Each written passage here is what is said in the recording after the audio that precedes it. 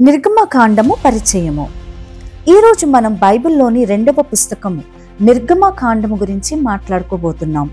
ఈ పుస్తకం ఇజ్రాయేలు ప్రజల విమోచనం, దేవుని వడంబడిక మరియు ఆయన నీతి గురించి చెబుతుంది. ఈ అద్భుత కథను కలిసి తెలుసుకుందాం రండి. మొట్టమొదటిగా ఈజిప్టులో ఇజ్రాయేలీలు. నిర్గమకాండము ఇజ్రాయేలు ఈజిప్టులో బానిసలుగా ఉన్న స్థితితో ప్రారంభమవుతుంది. యోసేపు తర్వాత వారి సంఖ్య పెరిగింది, కానీ ఫరో వారిని కఠినంగా బానిసలుగా చేశాడు. రెండవదిగా మోషే జననము మరియు పిలుపు. మోషే ఒక ఇజ్రాయేలీయ శిశువు. నైలు నదిలో రక్షించబడి ఫరో కుమార్తెచే పెంచబడ్డాడు. దేవుడు మోషేను ఎన్నుకొని మండుతున్న పొద ద్వారా అతన్ని పిలిచి ఇజ్రాయేలులను విమోచించమని ఆదేశించాడు. మూడవది తెగుళ్ళు మరియు పస్కా.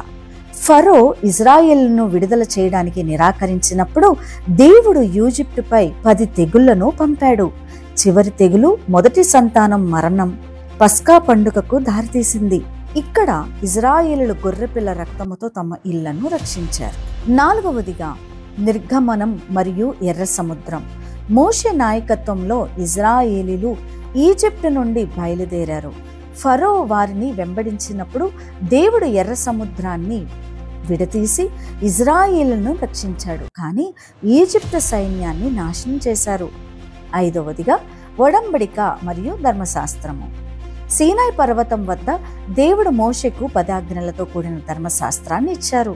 ఇజ్రాయేలులు దేవుని ప్రజలుగా ఒడంబడిక చేసుకున్నారు మరియు దేవుని సన్నిధి కోసం ఒక గుడారాన్ని నిర్మించారు.